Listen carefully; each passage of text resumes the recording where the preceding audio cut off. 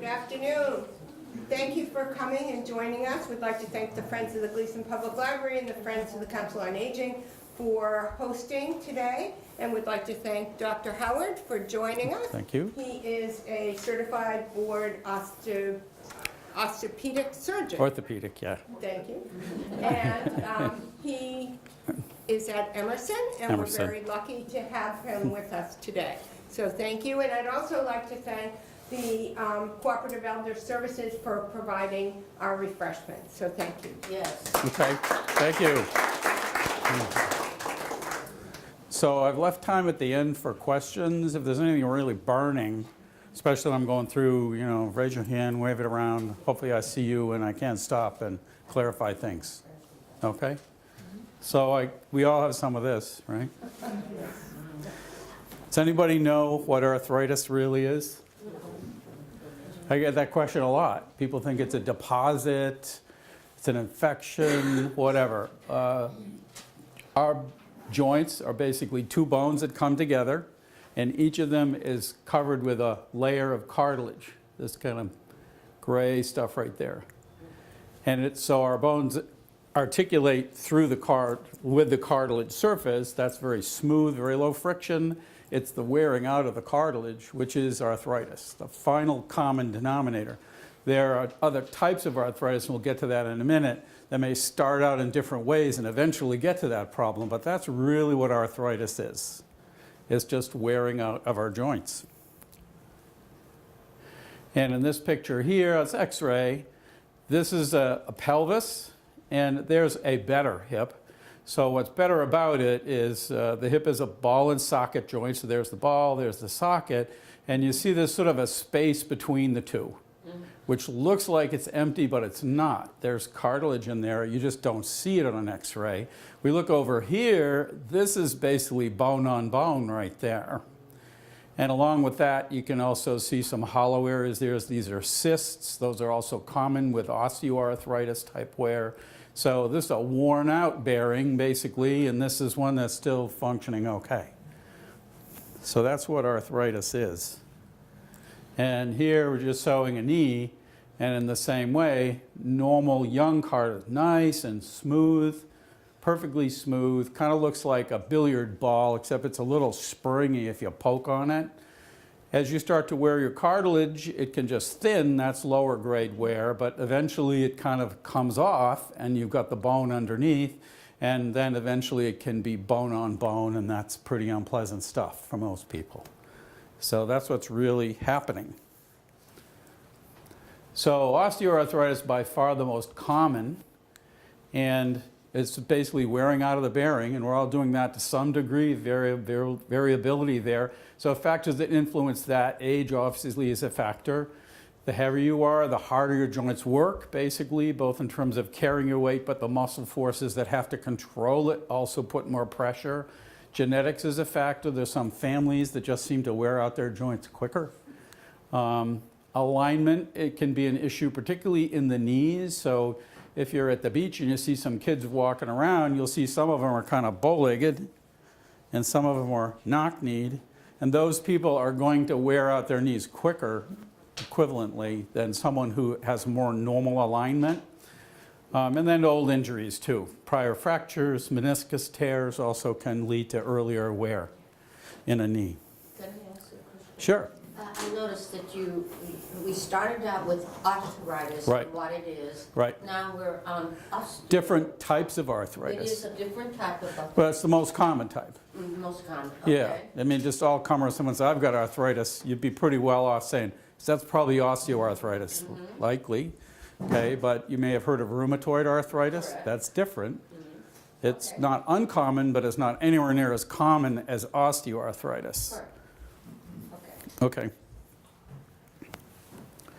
So, and these are other types. So loosely thought of these here, inflammatory types. So you got lupus, rheumatoid, ankylosing spondylitis, psoriatic arthritis, and some people with colitis also have a type of arthritis associated with that.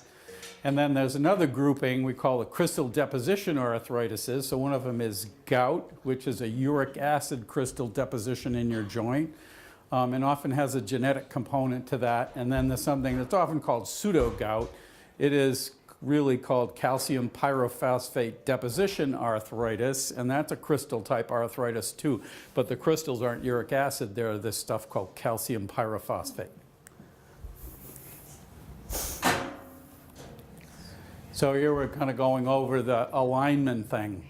So in the center here, that's sort of normal alignment, which is slight knock-knee. But you have people who are kind of bow-legged just from the start, or they're knock-knee just from the start. And the people who are more bow-legged put more stress on the inner side of both knees, so they tend to wear that quicker. As that happens, the deformity increases, actually. And the same with the knock-kneed people. They're wearing the outside part of their knee more, and they tend to get more knock-kneed as the wear progresses.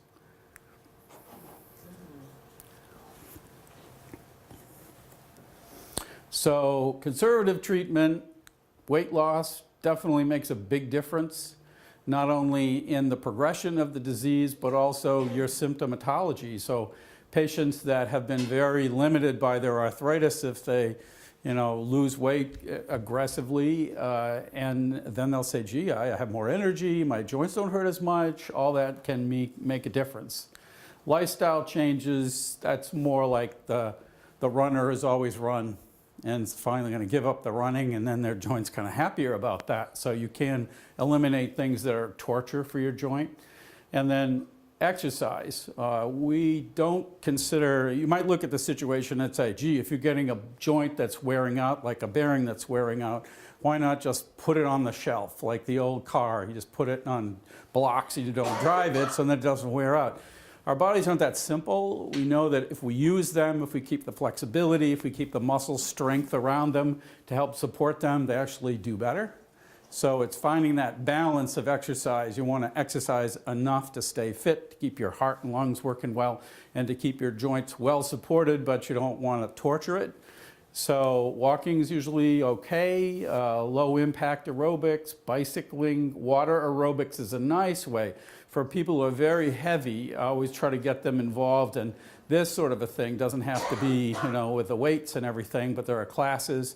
The Council on Aging in most towns usually know what the local resources are. And when you're in the water, you're moving in the water. That takes quite a bit of energy to move in water. And yet you don't weigh as much because you're partly floating. So it's a nice way to exercise and be gentle on your weight-bearing joints. And then sometimes bracing. This would be for the knee. So patients who have the bow-legged type knee, so that they're going to wear this side of the knee. There are braces that you can have made for you that try to make it more knock-kneed, realign the knee a little bit. It won't really make any changes that anybody would notice. However, it does distribute the forces in the knee differently. So then the knee might be a little happier with that. So that can be helpful. Not everybody goes for this. I find that the ladies don't particularly like braces. Physical therapy can be helpful, especially if you're stiff, and stiffness comes with arthritis a lot. So working to loosen up the joint a bit, strengthen the supportive muscles, build endurance, it has a role. So always encourage that, especially if a patient's really kind of out of shape and needs a little help getting back on things. Medications, Tylenol is probably the safest, but it's not really an anti-inflammatory, so it's not as effective typically. And you got the whole class of the anti-inflammatories, ibuprofen, naproxen, aspirin are kind of typical ones, but there are prescription versions too, which aren't necessarily any more effective. They just happen to be often more longer acting. So someone were like once a day instead of having to take it 3 or 4 times a day with ibuprofen. Glucosamine and chondroitin. So I have sort of mixed feelings about this. The official position of the American Academy of Orthopedic Surgeons, of which I'm a member, is that this stuff doesn't work. Years ago, when it became kind of popular for a little while, there was a time when even the rheumatologists and everybody was saying, well, you should start this out. This is sort of a baseline drug, very low risk, why not? And then there were some studies that came out that suggested it's really a placebo, it doesn't really work. My experience has been with talking with patients is that some people really find it helps. And so I always tell them, go ahead, try it, but try it for like 2 months. It takes a really long time to get the benefit if you're going to get it. If it does work for you, it's worth it, expensive, then maybe it's a good trade-off. You know, you feel better, keep taking it. If it doesn't seem to work and you stop it and you don't get worse, then you're not a responder, so save your money. And then we've got the different types of injections. Cortisone shots you've probably heard of. They're an anti-inflammatory, but a steroid one. Can be very powerful, but they're more short-acting for most people. And you don't want to do it a lot. It's not good for the joint to have repeated injections. And then we've got the so-called gel injections. We call that viscosupplementation. There are a bunch of different products on the market now. It's like a cortisone shot in the sense you put in with a needle, but it's usually a series of injections, 3 to 5 injections. There are a few products that are one. I'm not a big fan of those, but and they can make you more comfortable, better performance. They don't grow you a new joint or anything like that. Your x-rays would look the same before or after using them, but they're just another tool we have to kind of keep people functional and more comfortable. And then medical treatment, particularly for the inflammatory type arthritis, a rheumatologist, good idea. They kind of specialize in management of those particular types of arthritis, and there are all kinds of new drugs coming on the line all the time. You hear the ads on TV about them. So those can be really helpful. And, okay. All right, now we're getting to different types of surgery. So this is more in the knee than the hip. There is selective use of cartilage grafting, you might call it. Bunch of different ways you can do this. This just shows one, where you basically have a localized area where there's wear, but the rest of the joint's in pretty good shape. So the analogy I use a lot is if you think of your cartilage as sort of like the plaster on your wall, and someone gouges a piece out, you can go and plaster that hole up. But if it's down to the studs, it's not going to work out, basically. And you want to have good cartilage on the other side. So in this situation right here, if you're putting a cartilage graft on here, you got to wait for it to kind of set up and everything. It takes months to go through this process. It's expected to work up against good cartilage on the tibia. If that's also worn and you're trying to graft both sides at once, it's not going to work. So it's kind of limited application, more for a younger patient usually. Okay, osteotomy, not done as much nowadays, although there's a selective patient might be good for this. So as we were talking about, a lot of times with the knee, you wear one side and the other side might be good. So in this diagram here, or actually up here, I should go up here, this is really worn. This is like bone on bone there, and the other side looks pretty good. So what can you do? If you don't have to mess with the arthritis itself, the result of this is the knee is becoming more bow-legged. They're kind of trying to show that curvature there. So you basically cut the bone down here in your tibia and you take a chunk out that's sort of wedge-shaped.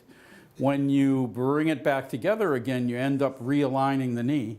And what that does is make this half of the knee work harder and this half of the knee work less. So it can give a patient better performance. The kind of patient that would probably be the best for this would be, and I had a patient like this, he was a plumber, and he wasn't that old, and you know, he's doing really heavy stuff, and so arthroplasty, replacements, things like that, you can't beat on them as much as you can beat on your own body. So something like this, if he did well with it, he might get another 10, 15 years or more out of a knee that's not perfect, but it's good enough, and he can do anything he wants to it, because it's his own knee. And then someday he may need a knee replacement anyway, but it might buy him some time.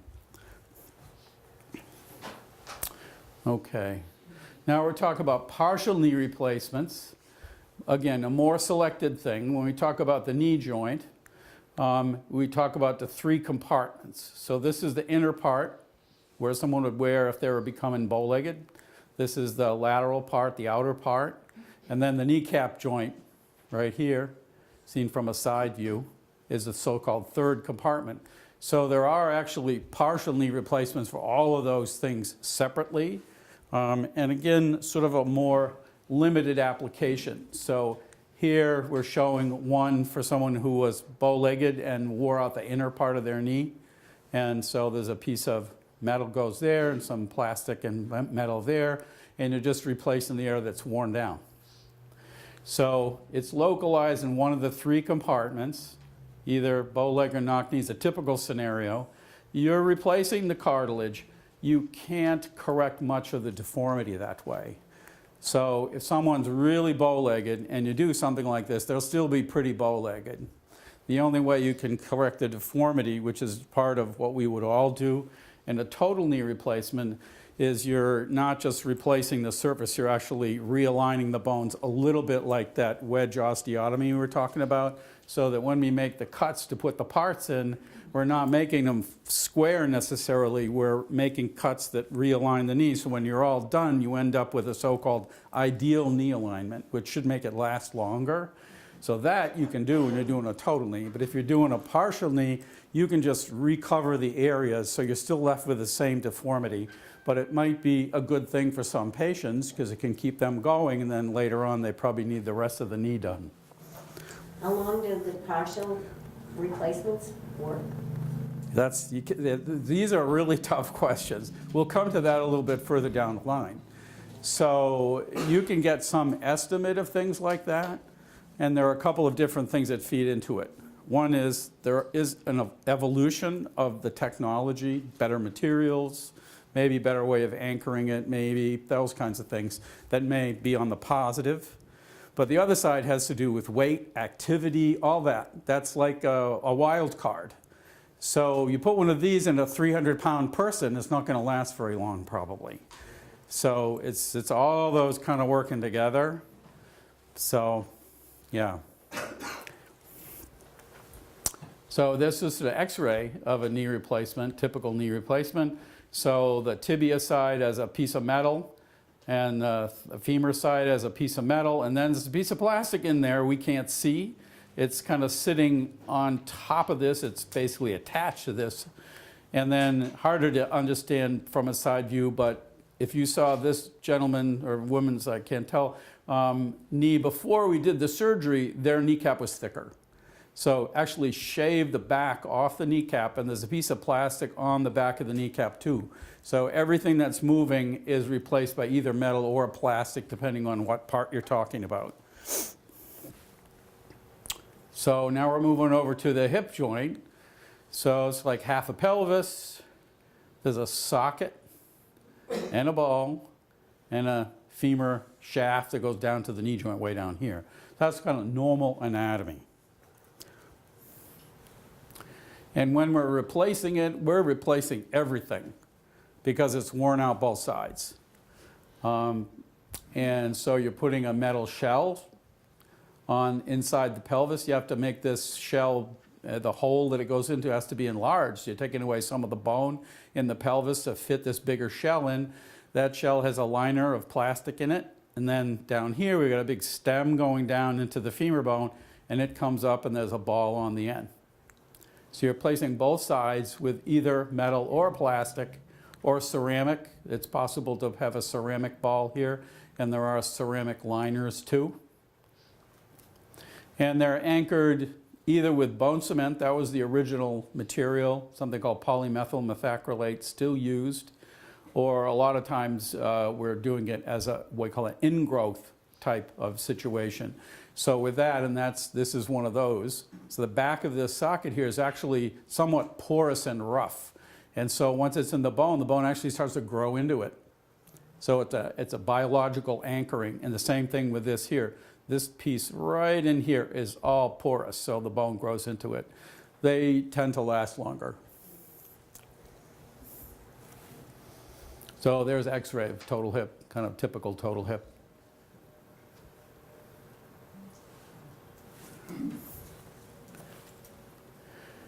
Hip resurfacing. So this is come and gone over as long as I've been doing this. There were guys trying to make this work. So why are they doing it? To take away as little bone as possible.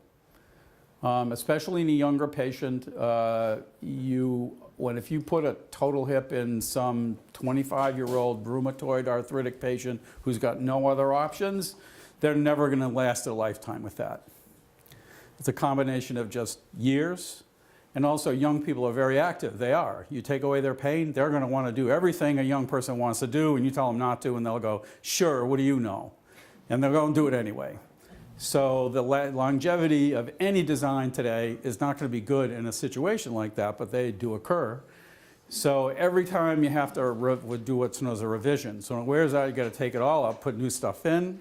You're always losing bone in that process. So they say, okay, let's take as little bone off as possible and just cover the surfaces. So small shell, small ball, don't even take off the neck here, just something to stabilize it. So these have been around for quite some time, and they seem to get popular, and then they kind of fade away for a while. It's technically demanding to get good results with these, and lately most of these designs are what we call a metal-on-metal type of design.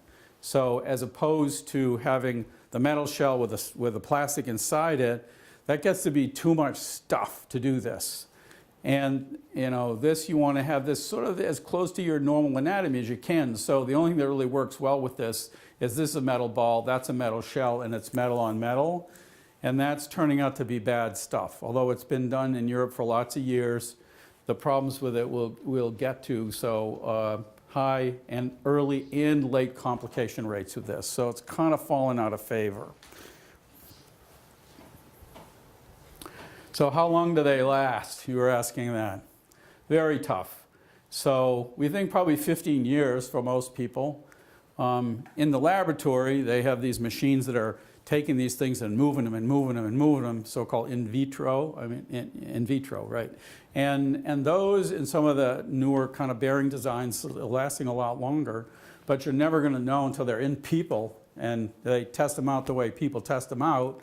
To know exactly how long they're going to last, but we think we probably get 15 years, maybe longer.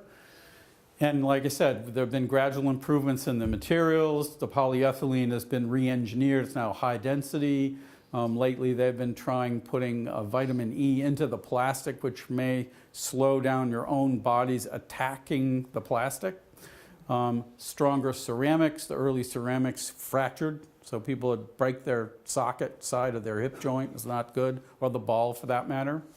And then again, metal-on-metal bearings are high risk. What happens is everything wears, the metal does too, and you get these metal ions in your body which may make you risk for cancer.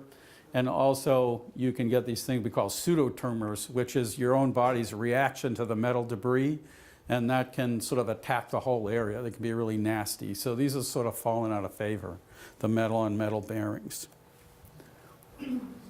Who is a candidate?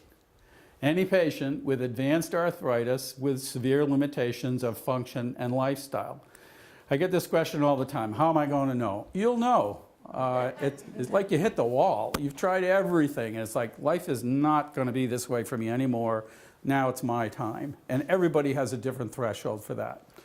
So actually, younger people now have a lower threshold, actually. So a lot of people, the older generation to me, where people just learn to live with things. I've got my cane, I've got my crutches, I'm getting around. The younger guys, I had a guy who came to me and he had a bad knee and it wasn't that bad. Looked at the x-ray, examined it, it bent pretty well and everything. And I said, well, we could try injections and all this stuff. He says, look, I just retired. I retired to play golf. I can't play golf with this. So this is ruining my retirement. Do something. He ended up having an early total knee, which is the right decision for him. Other people probably would have struggled along with it longer. So everybody has their own kind of fit. Some people go, I'll try the brace, I'll try the injections. They basically exhaust all the options. But you'll know when you're there ready. That's really true. So typical pre-surgical requirements, we like the patient to talk to the primary care. We like to get a letter from them, so-called letter of clearance. Just basically summarizing their general health, whether their medical problems are well managed, in good control, any concerns they have. Sometimes, on rare occasions, I've had a primary care physician, when asked to kind of do something like that, they go, well, I was thinking of getting a cardiac stress test on you one of these days. Let's do it now. So that may, look to deeper kind of understanding. And if you have a heart condition, you have bad lungs, we like to also hear from your specialists too, that have to do with your risk factors for having surgery. Most of the preoperative testing is arranged through the surgeon's office. Sometimes the primary care physician wants to do a lot of that to kind of capture that business. It's fine. Except for the x-rays. I like to do my own x-rays. Dr. Howard? Yeah. How would you determine the pain is due to arthritis or sciatica? Is there? That can be tricky with a hip. Sometimes a physical exam will cue you. Most people who have hip pain from a hip arthritis are talking about groin pain and anterior thigh pain. Not always. Pain's funny. Someone comes in saying, it hurts back here, my hip is hurting me. No, that's much more typical spine. Kind of may shift into the back of your butt, kind of, and you think, well, that's where my hip is. It is if you go deep enough, but that's not usually a hip type of pattern. Is that sciatica? It's more typically coming from your back. Classically, sciatica is like real nerve symptoms. So down your leg, numbness, tingling, weak muscles, things like that's really what we're talking about. But it's used kind of loosely now. So people have sort of pain in their leg and say, well, you probably have sciatica. There are lots of things that give you pain in your leg besides sciatica. So you're not always right about that. But it's more typical if you're having pain around the hip. It's in the front, it's in the groin, it's in your thigh. The other thing to look for is most people, as they are getting arthritis in their hip joint, they're losing the motion. And a lot of people don't even realize it until I'm examining them, and they go, damn, I didn't realize that was the case. So normally your hip is a ball and socket joint. It goes up, it goes down, it goes side to side, it twists and turns. An arthritic hip gradually starts to lose that. So the patient might say, I used to be able to cross my legs, but I can't anymore. I can't get my leg over. It just won't go. That sounds like hip arthritis to me. And usually you kind of tell when you examine it, especially if the other hip's okay. So we've got some baseline to say, well, this is what your good hip should be like. This one hardly moves at all. I know you have some arthritis. It may not be that it's causing your pain, so it can be tricky. There's nothing that says that someone who has a bad arthritic hip can't have sciatica too. But that's kind of how you sort it out. And there are tests too. I mean, you can do an MRI of the back and see what it looks like. Usually you don't have to come to that. So there's a really nice class Emerson has on hip and knee replacement. I left some flyers somewhere around here. You can welcome to take them. It's a regularly scheduled class that they have. And it's mostly focused on the in-hospital experience. The therapists and nurses are there. They tell you sort of what it's like. Most patients say it was really helpful, especially the question and answer session, because a lot of people bring interesting questions, and you learn from your colleagues, basically, about stuff like that. So nowadays, surgery on the day of admission, years ago, we'd admit people like the day before, and get them all worked up and everything. Not anymore. All the workup is outpatient. And anesthesia for both of these is often spinal. There's some advantages to the spinal anesthetic, but some people just can't have it. Maybe they have a bad back, can't get in there. Or if someone says, I don't really want spinal, I've heard stories and I just don't want to do it, I'm petrified. Okay. General anesthesia is always the backup if you can't get the spinal to work. On the knee replacements, we can also supplement it by what's known as blocks. So we're doing a lot of this with arms and legs. Doesn't really work for the hip. The spinal would be sort of like a block for the hip in a way. But along with the spinal for your knee, they put like a catheter into your thigh, and it kind of dribbles Novocaine into your leg, little by little by little. And those can last a couple of days. So a lot of the patients in recovery, they get no pain, absolutely. Legs numb, and that's really helpful to get them over that initial period of time right after the surgery when normally their leg would be screaming at them. So that's been really helpful. We get people up early. So the morning cases is one of the orders on there. Please get this patient out of bed if they can manage it. So that might just be sitting on the side of the bed or possibly up in a chair, but we try to get them moving early on. And usually you're working with therapy a couple times a day. So we know getting you moving again is really good for every aspect of things. Your health in general, and also the mobility of your joints that you've just put in. It's good stuff. For the knee replacements, we use this, something called a CPM machine, stands for continuous passive motion. And it's just a way to kind of help get the knee moving gradually. Much more so for the knees than the hips, we worry about motion. So some people with knee replacements, they're like stiff as a board, and it's really a battle to get them moving, as it hurts and all that. And so this is a way, an adjunct, basically. So most people are in the hospital for 1 to 3 days. I would say nowadays day 2 is pretty typical. Used to be day 3.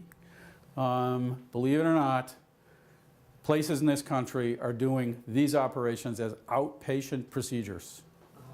They come in, they go home that day. That's what's coming.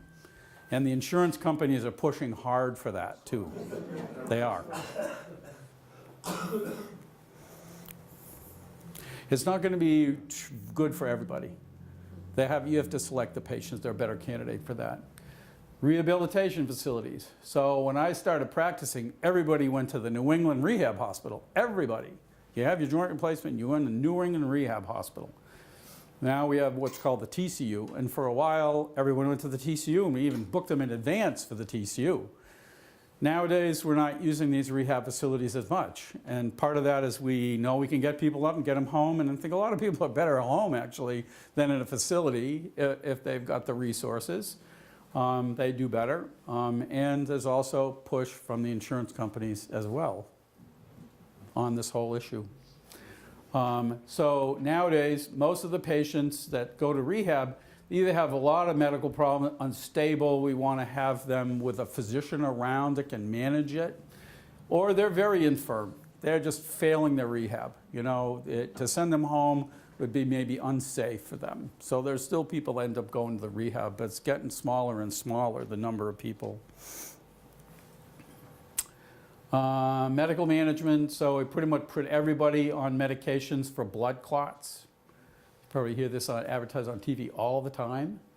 Different medications now. It used to be Coumadin, which is kind of it's a more complicated drug to manage. The newer ones are like one pill a day, no big deal, no dietary restrictions and things. So things are gradually sort of evolving in that direction. So-called multimodal pain management. So the blocks is an example of that. We try to work and figure out what sort of cocktail of different things works best for the patient. But we're certainly using less narcotics than we used to. That's a general direction. And outpatient rehab, very important. I've had a few patients once they finish their home rehab, which might be like 3 or 4 weeks or sometimes longer, they go, well, I'm done. I don't need to do that. No. You really want to get the best out of this. So the outpatient rehab is much more fulfilling, get your strength, your endurance, kind of finish things off, make sure you're walking smoothly. A lot of people just kind of limp along. It's not good. So typically that's maybe a month or 2, or occasionally even longer after you've finished your home therapy. And return to normal life activities. So we don't think you should be playing basketball with these things, basically, or distance running. So the kind of things that are appropriate: walking, golf, swimming, dancing, yoga, biking, maybe easy doubles tennis, easy skiing, no moguls and jumps and things. But you're going to have a pretty good life with these, and it keeps them last longer too if you don't beat them up. Questions? I'm done. Yes? So far as I know, my hips and knees are okay. Yeah? And as a cardiovascular exercise, I sometimes jump rope. Yep. Am I stupid to be No, jumping no, rope? I don't think so. That's okay? Yeah, I mean, it's a very good... With the impact? Yeah, I mean, it does. There'd be certainly some people would be like, well, I used to, and I started to give it up because my ankles, my knees started to bother me. Yeah.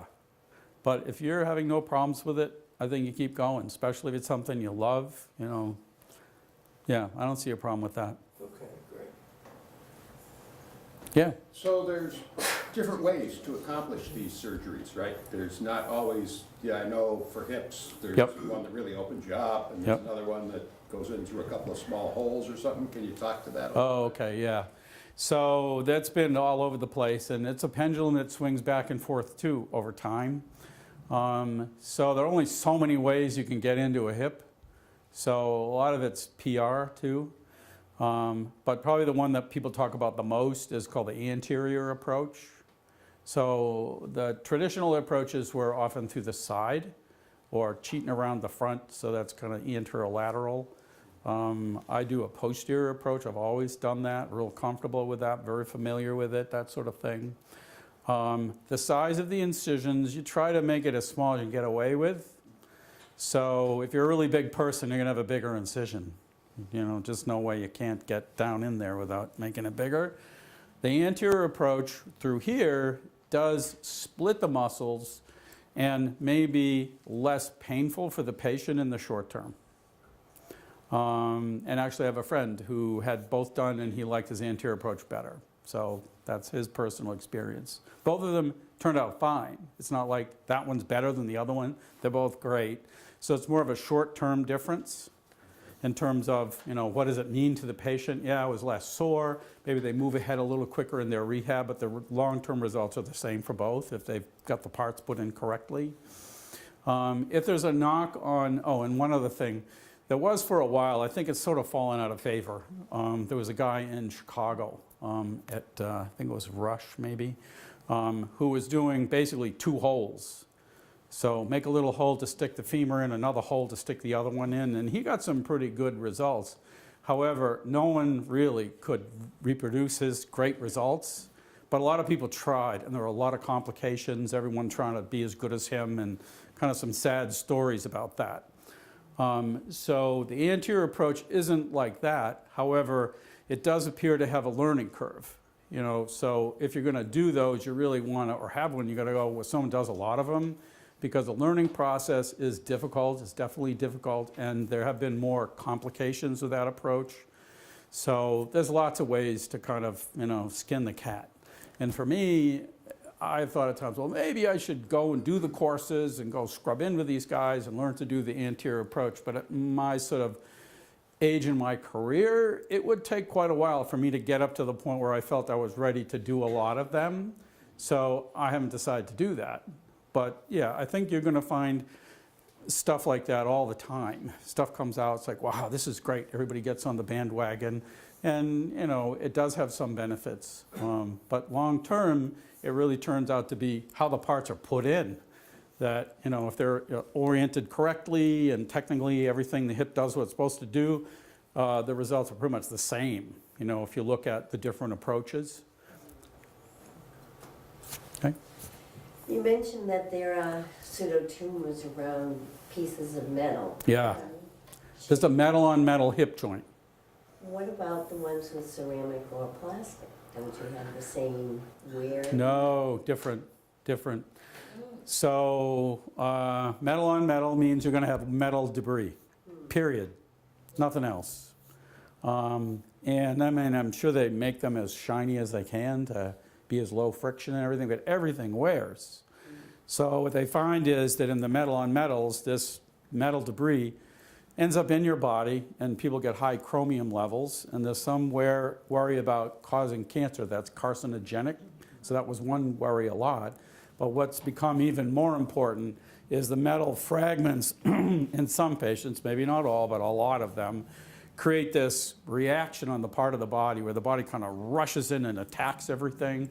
And there are some patients who have these big globs of their own tissue, reactive tissue, actually eating away at the bone, eating away at the prosthesis. It's anchoring, not the prosthesis itself. And these people have terrible complications. So you might be a few people out there who have really, really good results, and they're still on the bandwagon for resurfacing. But the metal on metal thing's pretty much been discredited. Well, what about plastics? Metal on plastic, that's still the standard. Everything, no, not plastic in your system, okay? I don't think anybody worries about plastic levels in your blood and things like that. So every bearing wears in some way, and it's a matter of how it wears and how your body reacts to it. So all of the hip joints that are put in, or knee joints for that matter, eventually they wear out somehow.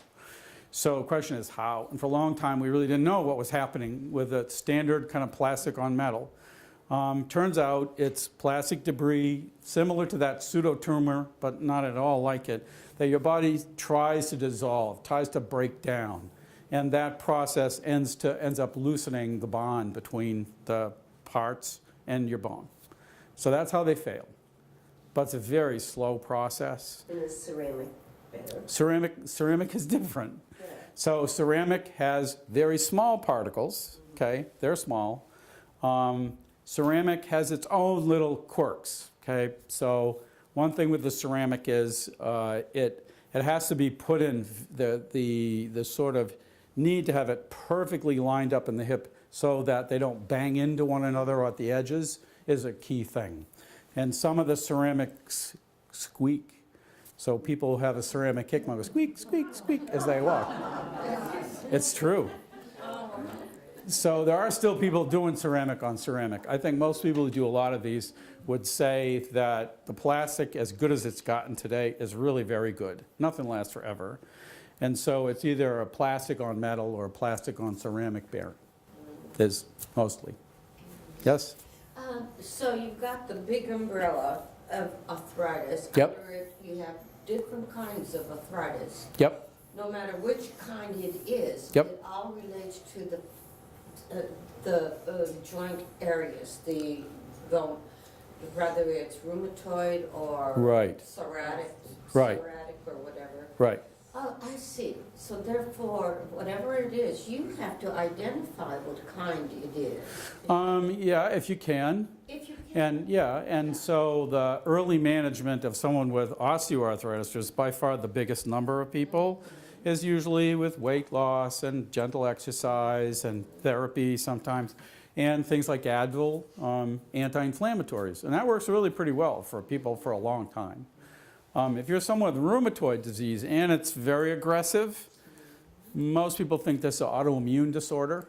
So what's happening is your own body's attacking what we call the synovial tissues.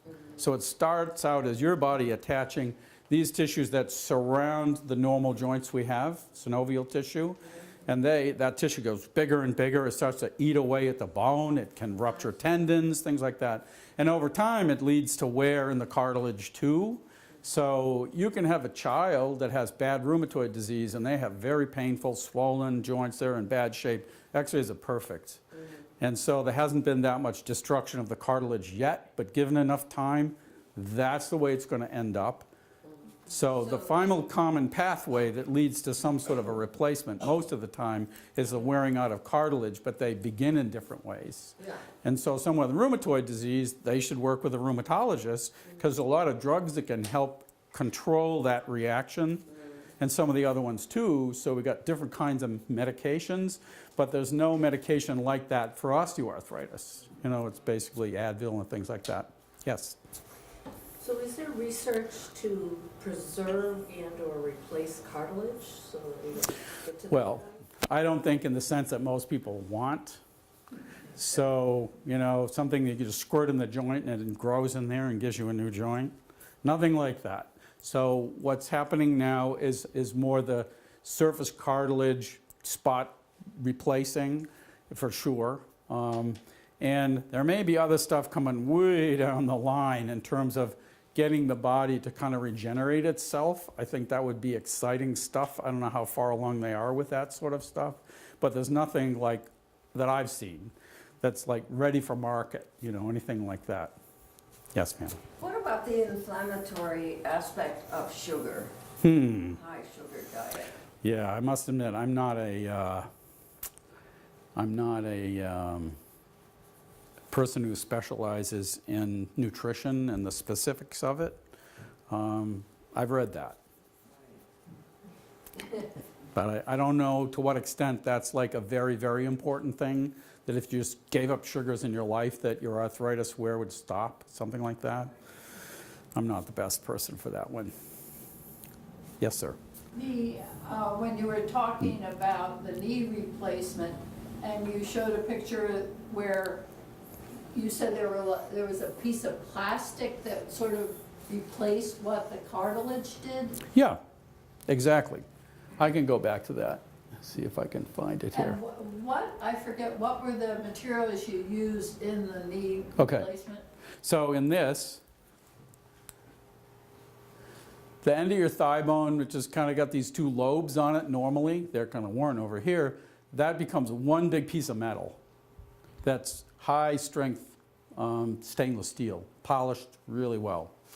And then the top of your tibia bone here gets cut off. A chunk of it's taken out to accept a piece of metal, which goes way down in like this. They all vary a little bit with that. And that is either, there are sort of non-cemented versions of this, but most of us are still doing cemented. It works really well. So it's anchored with some bone cement here. And then the very top of that piece of metal has a piece of plastic that's attached to it. This sort of modular construction, so it's even possible down the line if you had a patient who's wearing out their plastic and the rest of the knee is okay. So the bonding between the metal here and the metal in the bone here is okay. You can go in, pop this piece of plastic out, put another one in just like the one that was there before, and you got, you know, like new tires on your car. So, but that's the basic design of a total knee today. And like that. There's not the same problem as you have with the hip because there is this cushioning in between the metal parts. You said, you know, in the hip, you Yeah. get particles coming. Oh no, these all wear.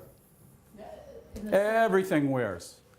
Every bearing wears. No one's come up with a non-wearing bearing. Maybe an air bearing is the only thing that might work that well. But they never use plastic in the knee. Yeah, that is a piece of plastic right No, there. The rest is metal. Yes. So basically you're using as little plastic to get away with. So you need, where things meet nowadays works better for you to have plastic on metal, especially in the knee. So this piece of metal takes care of resurfacing 3 different parts of the thigh bone. These 2 compartments we talked about before, medial and lateral. And then also replaces the groove on the front of the thigh bone. The kneecap usually glides in. That one piece takes care of all those areas on the thigh bone side. And then when it comes to the tibia, initially actually, they used to glue a piece of plastic there, just a huge hunch of plastic. Nowadays, more often, it's what we call a modular construction. So this piece of metal that's attached to your bone and the plastic sort of snaps in there. It's anchored, but it just sort of, you know, snaps in there. So you could take it out if you want to. And the same with the kneecap. The back of that is also resurfaced with plastic. But, you know, all of them, most of them are plastic, you know. Yes, ma'am. How successful is the new 3D procedure? 3D procedure? I'm not sure you mean. It's a, where they fit the parts, it's prepared ahead of time and it's fitted into the knee. I thought it's called. So the things that are happening, sort of everyone talks about, robots. Okay, so that's one thing. They've been around for a while. Mostly those have to do with trying to get an appropriate fit, alignment, that sort of thing, make it more accurate. Okay, that's the idea. And then I'm not sure we talk about 3D. So for a long time, it was possible that you could have, supposing you had a person who, when they were young, had a medical disease that resulted in a lot of deformity of their skeleton. So they're not normal. They're really different. That person, if they need a hip replacement or a knee replacement, needs custom implants. So how they do that is they take a CAT scan of wherever it is, and then a company who makes it, probably with 3D printing nowadays, would have been different then, exorbitantly expensive. Like one of those might be $30,000 to $40,000 just for one piece, because it's one-off. And so the insurance companies are not likely to pay for that unless that person really qualifies. So that sort of stuff's been around for a very long time, but just very limited application. So, but the other things that there are companies now that are sort of using that kind of philosophy, I guess, using your own bone to make a piece to fit you. I think there's a company called Conformis. It's actually around here. They started out doing half knee joints, like medial and lateral and the patella, and I think they do a total knee now, okay? What's not really clear, and this sort of stuff may not fall out for like years to come, is whether that really results in any great benefit to the patients. So we're sort of behind the rest of the world in one aspect, which is if you go to Australia, has a really nice one, and in Europe too, in some of the Scandinavian countries, they have what's known as a joint registry. So all the people who do this sort of stuff are in the registry, sometimes connected with the government, so they can keep track of all the different implants, who they are, how the patients do, how soon do they wear out, and everything like that. And you really get a sense of not just what the Gucci stuff is, but what's actually working for the public. And that's how you really sort out this stuff. Does it really make a difference if you have something that's like custom shaped to you and everything, or is it mostly PR? Those are difficult questions. Yes, ma'am, in the back. I wanted to ask you, do many patients express concern about general anesthesia and how it can lead to cognitive deficits? They don't talk about it much. It's certainly a concern. What was the question? Elderly? Cognitive changes with general anesthetic. So yes, older patients in particular have more concern about that. That's one reason why you probably would want to go with the spinal if you can get away with it, because then you're not having that. So yeah, I think I'm not the best to speak to that either, whether there's certain type of anesthetic agents that are more risk, causing with that. But yeah, that is a concern, definitely. But sometimes you just got to do what you got to do. Yes, sir. If you're thinking about this stuff and you're pre-op and the change in the weather or the cold causes you low-grade discomfort, and you have the operation, are you still going to get low-grade discomfort in the same weather conditions? I think not. But that's a tricky one, and I ask that of my patients a lot. So do you have any weather sensitivity? And some people go, yeah, and other ones go, I don't know what you're talking about. So it seems to be different to the biology, and it can just be anything that's inflamed. So it could be an inflamed knee, it could be a tendinitis. It's like the body senses barometric pressure is what he thinks happening. So whether the patient, after they have their arthritic knee taken out, would still have some manifestations of that, I don't know. I've had some patients that I put metal in and wouldn't be a joint replacement, it might be a metal plate or something. And they say, when it's really cold, I can feel the metal inside me. And I go, really? That's a very hard question. It's at the same temperature as the rest of the body if it's inside you. So it's not like it's colder than you are. But I mean, if a patient says it's repeatable, I can feel it, I believe them, but I don't know what's happening. So hard to say, but I think more likely if it's arthritic knee and it's behaving that way, then you replace it, then you've taken out the arthritis, basically. So probably not. Yes? What happens to the cruciate ligaments in the knee? Depends on the designs. So most of the designs are ACL sacrificing, for sure. So the PCL's in the back. The ACL is more in the front, so that's an ACL right there. So most of the designs just take the ACL out. Some are ACL and PCL sacrificing. You're always preserving the ones on the side. These are called collateral ligaments. So this is the medial collateral right here. And there's another one on the other side, lateral collateral. Those are always preserved. But these may be variably sacrificed. There is one guy, he's an interesting guy, who came up and gave a lecture, was talking about the partial joint replacements. And he had this lady that he'd operate on multiple times because first he did one side, then he did the other side, and then did the patella.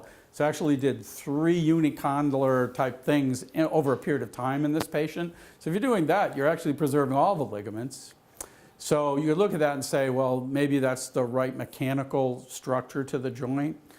In reality, a lot of times when you get in there, especially patients that had a long-standing arthritis, this is all messed up in here too.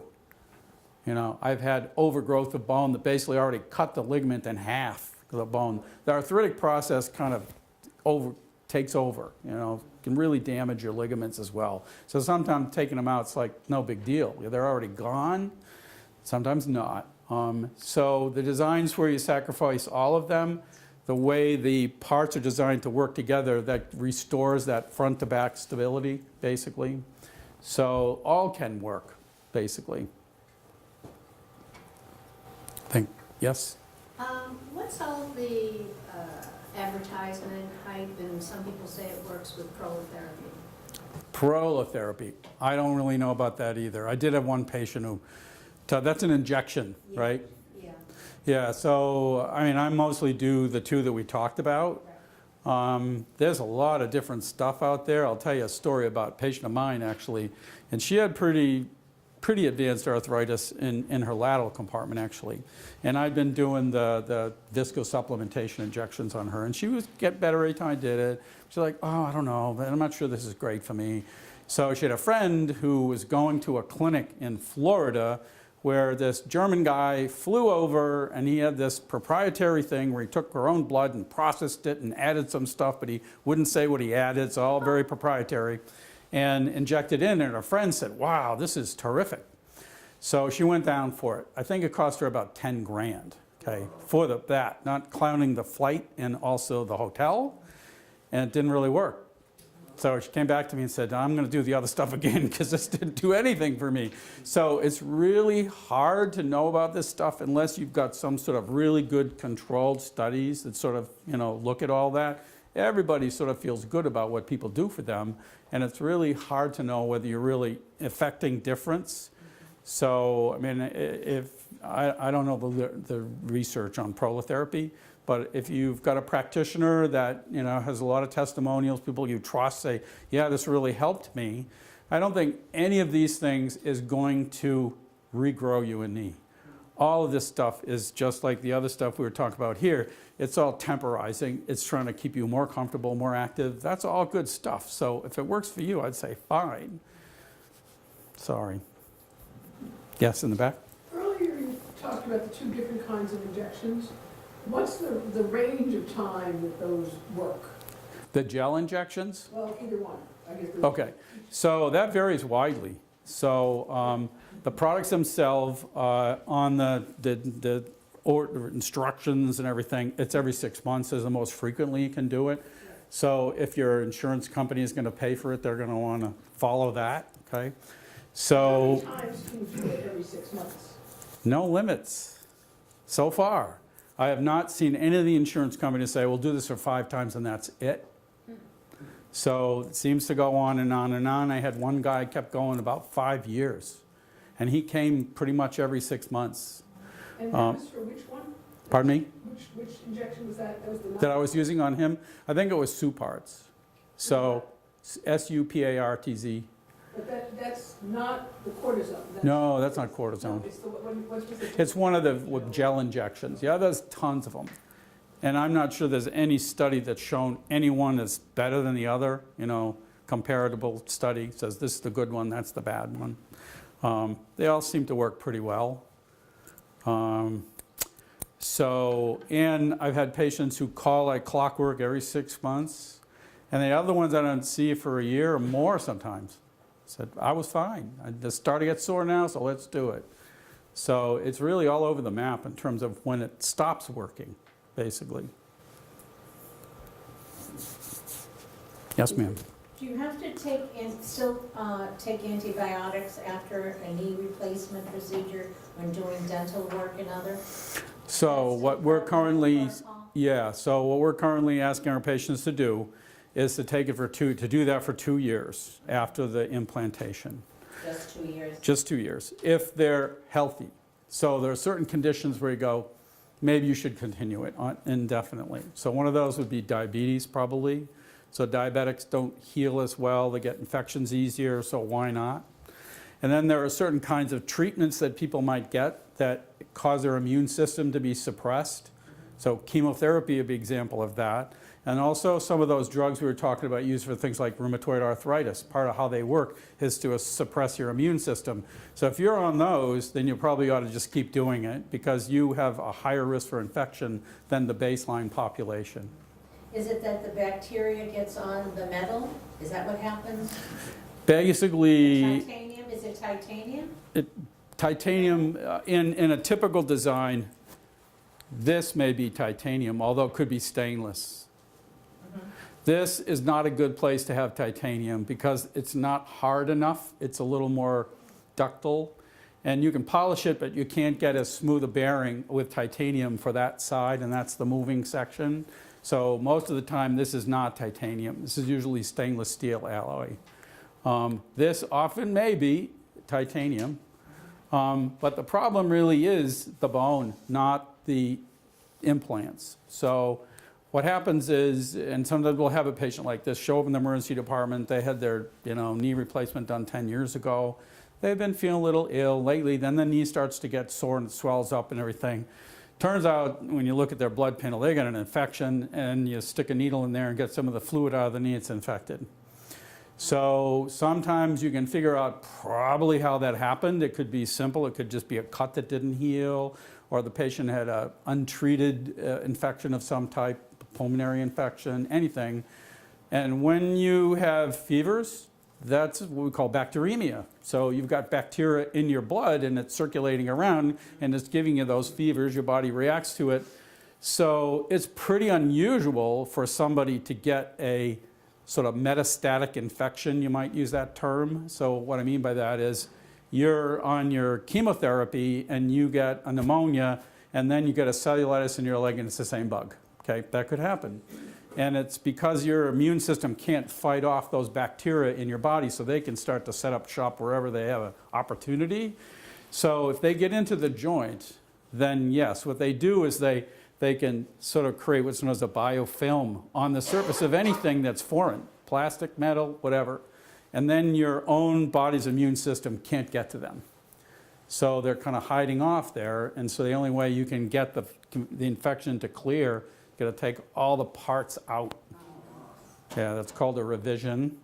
And then you have to put them on antibiotics for a really long time until you're pretty sure that it's healed, and then you can put new parts in again.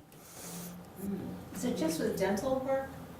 That's the only thing that most people would not think of doing it for. Okay, so if you were to have something like, I don't know, you have a urinary procedure, okay? Usually the surgeon who's doing that is going to give you antibiotics, and specifically those that would be good for the bugs that are likely in your urinary tract. So most of the time you have procedures, your doctor is giving you the right medication to prophylax you for the exposure you might get. But historically, dentists don't give people antibiotics for mouth bacteria, okay? So how we think this happens is you get bleeding in your mouth, the bacteria get in through your mouth, and they get in your circulation. And like I said, it's pretty rare that anybody would have that happen. But there were cases where when they found out that the hip or the knee was infected and they look at the bacteria, what is it? It's mouth bacteria. That's where it came from. So that's where all this worry came from.